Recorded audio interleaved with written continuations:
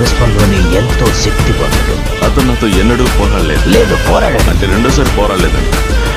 నేను నా కొత్త సమ్మెట్ తెచ్చుకుంటాను, అది మర్చిపోకు. అది బాగా పనికొచ్చే సమ్మెట్ అయితే మంచిది.